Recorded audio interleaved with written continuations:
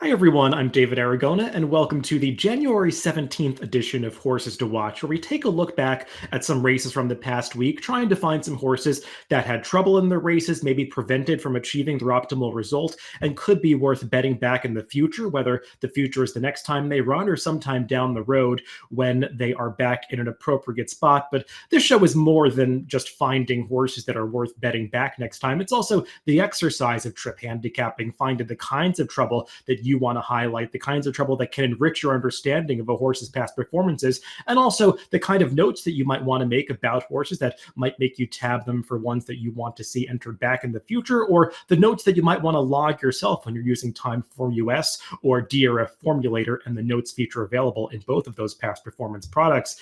Well, let's dive into the horses to watch this week. I've got a series of 4 replays for you, and we've got 2 from Aqueduct in New York and 2 from Gulfstream Park in Florida. Let's begin with the Aqueduct pair, beginning with a race from last Thursday, January 11th. It is the 4th race on that card, a $25,000 claimer, non-winners of 3 lifetime, the condition going 6 furlongs on the dirt, and we're going to focus on the number 1 Burn, Rosie Burn. Let's break these runners from the gate, and you're going to see that this Mike Maker trainee breaks with the field. Really not too much to note in the opening stages of this race. The thing that we want to talk about with this Thursday card and a little bit with Friday's card as well, and we're going to talk about a race from Friday in just a little bit, though not exactly through this lens, is that the rail was not the place to be on these 2 days, especially all day Thursday and most of the first part of the card on Friday. Seemed like horses that spent an inordinate amount of time on the rail path were really prevented from achieving a result on this day. Most of the running was done outside in the 2 path or wider. A lot of jockeys, as this day wore on, chose to stay outside in the 3 to 4 path or wider. And you can see the number 1, Burn, Rosie Burn, moving around the far turn, is just inside for almost all of this race. She's caught behind a runner who is setting the pace, who is going to tire racing on that deep part of the track. And right here, you can see she's caught in behind that wall of runners, is running into the back of that horse, who's tiring into her face and just has nowhere to go, loses momentum, has to alter course, and goes to the center of the racetrack. But it's almost too late at this point. She's already been traveling on the rail for most of the race, lost momentum. And you can see here as she's angling out, she's reacting to that kickback as the horses in front of her have run away from the pack a little bit. So she's taking the worst of that kickback, racing 3 to 4 lengths behind that wall of horses. And she stays on decently to pick up 5th in this race. But I just think that combination of racing on the rail for most of the race and then countering that traffic coming to the quarter pole really prevented her from achieving anything in this race. She's a horse who does seem to fit at this condition, claiming $25,000 level. Probably if you look at her past performances overall, she's a little bit more of a turf horse, but she can compete at these lower claiming levels on the dirt during the winter at Aqueduct. And she's the kind of horse that I would give another chance to if she comes back in a similar kind of spot next time out. Let's move on to a race from Friday at Aqueduct, January 12th. It is the 8th race on the card. And though I think the rail was probably not the place to be on this day either, the trip that I'm going to talk about doesn't really have anything to do with that aspect of watching trips from these days. Let's break these horses from the gate. And I want to focus on the number 1 Masterwork. And even though he's the number 1, he's part of an entry. So he's actually breaking from the 3 post this day. So doesn't break from the rail, but will briefly go down there into the first turn. As you can see, he's kind of forced down to the inside by the number 5, who was kind of hampering him into that clubhouse turn. The rider on the 5 wanted to get right down to the rail for some reason and kind of cuts off Masterwork heading into the clubhouse turn. And right here, you can see that horse in the pink silks. He is throwing his head about. He is not happy racing behind these runners being rated. He is a horse who, since he's had the blinkers on for a few starts now, it just seems like with that equipment, he's gotten more and more aggressive in the early stages of his races. In his race prior to this, first off the claim for new trader Tom Morley, he had actually set the pace.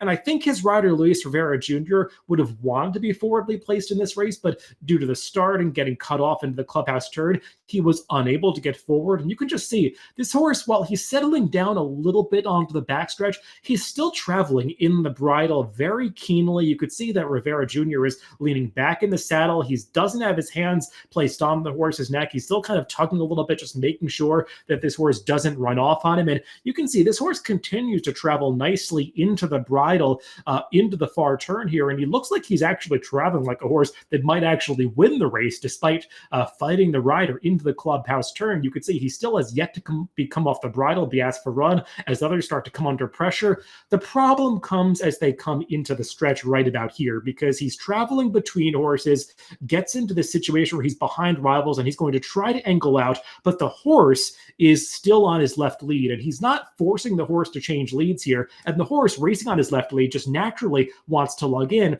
and then he's never able to get this horse out from in behind this wall of runners. Tries to split rivals here, but that hole is closing up, and he probably doesn't have the acceleration to go through there anyway, because he's just more of a grinding type as a dirt router. That's his natural running style. He's not going to accelerate like a turf horse. So he's a horse who clearly wanted to more than he was allowed to do for the vast majority of this race. And once the rider decided it was time for this horse to actually make his move, he didn't put him in position to deliver that move that he looked like he was capable of putting forth around the far turn. So I just think overall, this was a better effort than it looks from Masterwork. And I think he's a horse that'll be much more effective if one of two things happen. If he's able to get into a race where there's not a lot of pace and he's able to control up front once again, because often these horses that tend to get a little rank, they're able to settle better when they get to the lead.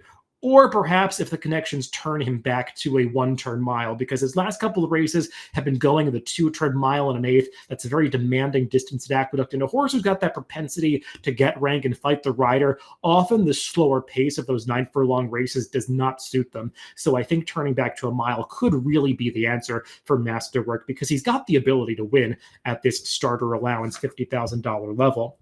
Let's go on to South Florida and talk about a couple races that actually happened back-to-back on the Saturday, January 13th card at Gulfstream, beginning with race 8. It's an optional claimer, $75,000, non-winners of one other than the allowance condition. And really, it's just an M1X allowance because nobody was in for the tag this day. They're going a mile and a 16th on the turf course with the rail set at 17 feet this day. We'll break these runners from the gate, and we're going to focus on the number 3, Khabib, who is a Shadwell-owned runner trained by Brendan Walsh and ridden this day by Tyler Gaffalione, making the second start of his career after a debut win on the synthetic Tapeta track at Turfway. And you can see this horse breaks well, is definitely one that could have been forward if the rider wanted to go on with it, but he reins him into the pocket going into the clubhouse turn here. There's really nothing bad to note about this horse's trip. For the first 6.5 to 7 furlongs of this race, he's actually getting a very good trip. He's saving ground every step of the way. He's able to settle in behind runners. He's not overly rank like the horse that we just watched, Masterwork. He's actually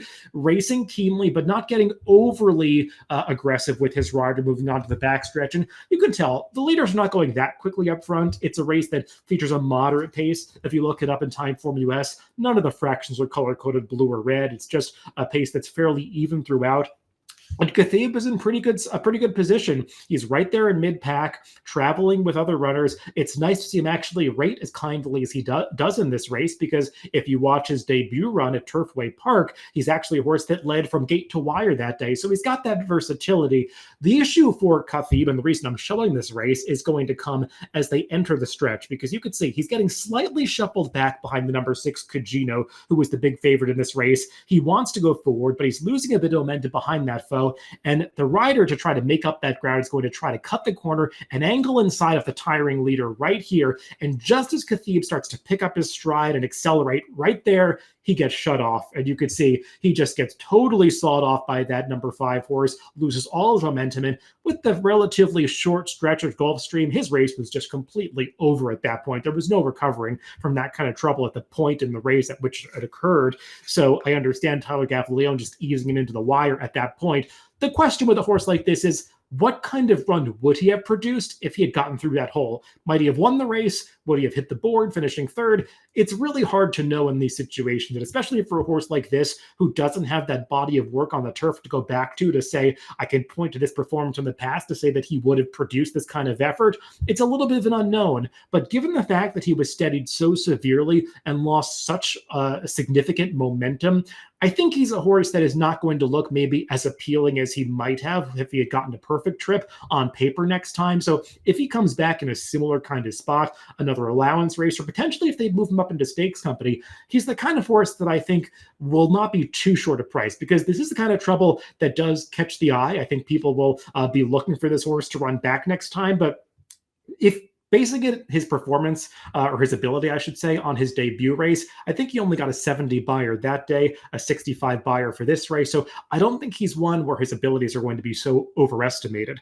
just due to the trouble that he got in this race. So he's definitely a horse that I would look for when he runs back next time. And then we'll close things out with the very next race that happened at Gulfstream Park. And this is one that I think a lot of people saw in real time. A lot of people were chatting about on social media after this race, and rightly so. It was the 9th race on that January 13th Gulfstream card, a maiden special weight race for the 3-year-olds, going the 1 mile distance on the dirt. And we'll break these runners from the gate, focusing on the number 2 Conquest War. And note the start right here. He gets completely sandwiched between rivals.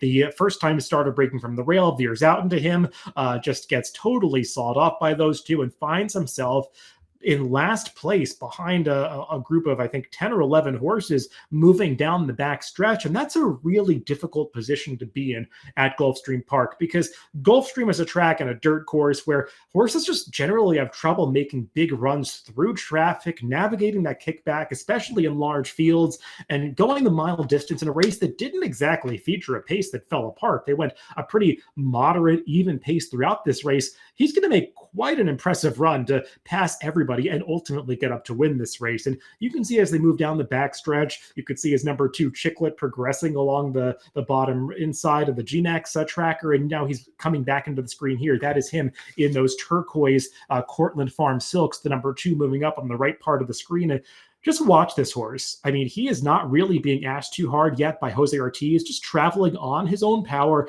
into the race. And he's doing so while racing in some pretty heavy traffic. There is not much room for him to navigate moving to the top of the stretcher. And he's going to find himself in a position where he can't really go forward. He's going to have to tap on the brakes, wait. I'm not going to make too much of this steady right here. I mean, Jose Ortiz did have to tap on the brakes there, but it's not like he totally had to grab the horse and lose all the momentum. But he does have to angle outside of a horse that's moving at a slower speed than him and then regain momentum to try to go on and catch these 2 leaders. And he's able to do it. And this is just a horse, as you can see, coming through the stretch here. He's got this big, rangy stride on him. He's a much more robust horse than I think you see from a lot of the progeny of his sire, City of Light. There's not a ton of pedigree on the top of the bottom. It says this horse is supposed to love the Kentucky Derby distance of 1.25 miles, but let's not worry about pedigree too much with a horse like this. We're still learning about him. And based on the visual impression of that debut, this feels like the kind of horse that can definitely get some added ground, probably going to stretch out to try 2 turns in his next start. Don't think this is the kind of horse that you're necessarily going to want to bet back next time, because Shigla he has mentioned trying to find an N1X allowance race for him. If he winds up in that kind of spot, he's probably going to be an odds-on favorite. But this is just the kind of horse that I think is worth talking about, because there's hype around him. And I think with this guy, the hype is probably somewhat legitimate, just given what he was able to overcome to win this race at Gulfstream Park last Saturday. The Derby's a long way away, but I can understand why people are excited about Conquest Warrior. Those are all the horses to watch that we'll highlight this week. As I said towards the top of the show, if you want to follow these horses moving forward, you can add them to your horse watch on DRF.com. Just under your account settings, you can add them to a list, and you'll get email notifications to your email address when these horses are entered back in the future. Or you can go in your DRF formulator or Timeform USPPs if you have a DRF All Access subscription, and add your formulator or Timeform US notes about the trips in there. And those notes will appear in the running lines when these horses are entered back and show up in the past performances for future races. So everybody, thanks for tuning in to Horses to Watch this week, and I'll be back with another crop of trips to dissect next week.